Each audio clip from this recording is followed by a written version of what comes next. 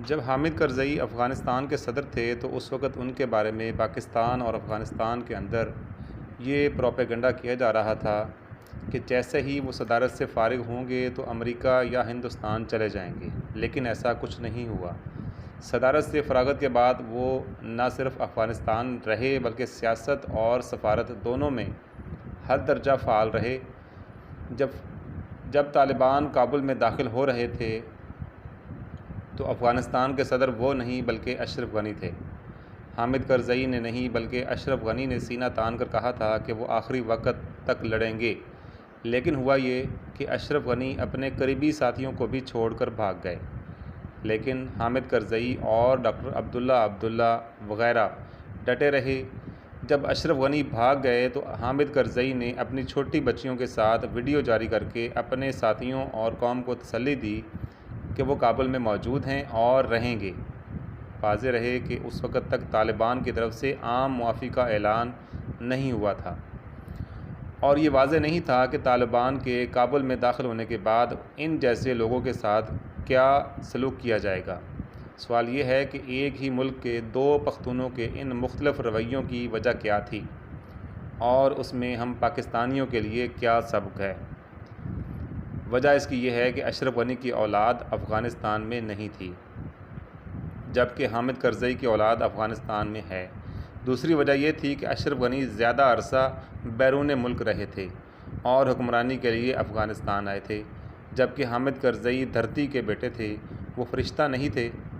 उनकी हुकूमत भी अच्छी और मिसाली हुकूमत नहीं थी। उनकी शख्सियत में भी बेशतर ख़ामियाँ मौजूद हैं जो दीगर अफ़गान रहनुमाओं में मौजूद हैं, लेकिन उन्होंने माजी में भी कई बार अपनी जान को ख़तरे में डाला और अब भी ऐसा ही किया।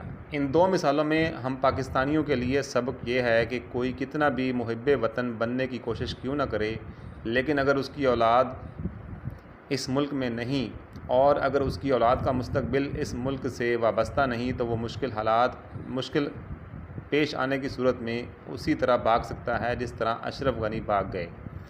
दूसरा सबक ये है कि शौकत अज़ीज़ की तरह ये जो बाहर से आने वाले दानिश्वर होते हैं, हुकूमत ख़त्म होते ही भाग जाते हैं। चुनांचे ये जो इमरान ख़ान के इर्द गिर्द जमा होने वाले अमेरिका, बरतानिया और कनाडा से आए हुए बुकरात और सुकरात हैं, जो ही इनकी हुकूमत ख़त्म होगी ये सब भाग जाएंगे। हामिद करज़ई में ये सलाहियत थी कि वो हर तरह के अफ़गानों को साथ लेकर चला सकते थे।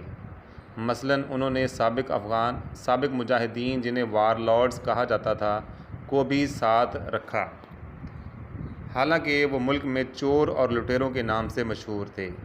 उन्होंने रशीद दोस्तम जैसे लोगों को भी गले लगाए रखा, हत्ता के लिबास भी ऐसा पहनते थे कि जिसमें जनूब और शुमाल दोनों अतराफ़ की कौमियतों की नुमाइंदगी हो जाती थी। यूँ वो मुल्क में बदनाम रहे कि उन्होंने चोरों, कातिलों और लुटेरों को साथ रखा हुआ है, लेकिन दूसरी तरफ हकीकत ये थी कि उनमें रशीद दोस्तम जैसे भी थे, उज़्बकों में उनकी जड़ें थीं। इसी तरह मार्शल फ़हीम, यूनुस कानूनी और अब्दुल्ला अब्दुल्ला अच्छे थे या बुरे, लेकिन ताजिक उन्हें अपना लीडर मानते थे। यही पोजीशन हज़ारा कम्युनिटी में उस्ताद मुहक्क़क़ करीम खलीली की थी। पख्तून इलाक़ों में भी इन्होंने साहिब हैसियत लोगों को मुनासब दिए। चुनाचे वो अशरफ गनी के मुकाबले में कई गुना ज़्यादा बेहतर हुक्मरान साबित हुए। करप्शन दोनों की हुकूमतों में थी, लेकिन उनके दौर में तालिबान काबुल तो क्या किसी भी सूबे को फ़तह न कर सके। दूसरी तरफ वो अमरीकियों को भी आंखें दिखाते रहे। दाखिली महाज पर अपने आप को मजबूत कर रखा, इसलिए उनमें ये हिम्मत थी कि अमरीकियों को कतर में तालिबान से बराह रास्त मुज़ाकरात नहीं करने दिए। जॉन कैरी को डांट पिलाकर दफ्तर से निकाला, अमरीकियों के नाइट रेड्स की मुखालफत करते रहे और आखिर में अमरीकी मिन्नतें करते रहे, लेकिन इन्होंने उनके साथ अगले 10 साल के लिए उनकी टर्म्स पर मुश्तमिल मुआहदे पर दस्तखत नहीं किए। दूसरी तरफ अशरफ गनी ने सदर बनते ही अमरीकियों के साथ इसी मुआहदे पर दस्तखत कर दिए। इसके बरक्स अशरफ गनी ने मगरब में पढ़े लिखे हमदुल्ला मुहिब जैसे जवानों या फिर अमरुल्लाह सालेह जैसे बद ज़ुबानों पर इन्हिसार किया, जिनकी अफ़गान सोसाइटी में जड़ें नहीं थीं। चुनाचे उनकी हुकूमत का जो हश्र हुआ वो सबके सामने है। दोनों हुकूमतों के मुख्तलिफ़ अंजाम से हम पाकिस्तानियों को ये सबक मिलता है कि हुकूमत वो मजबूत होती है जो जाली नहीं बल्कि कौम में जड़े रखने वाले असली नुमाइंदों पर मुश्तमिल हो।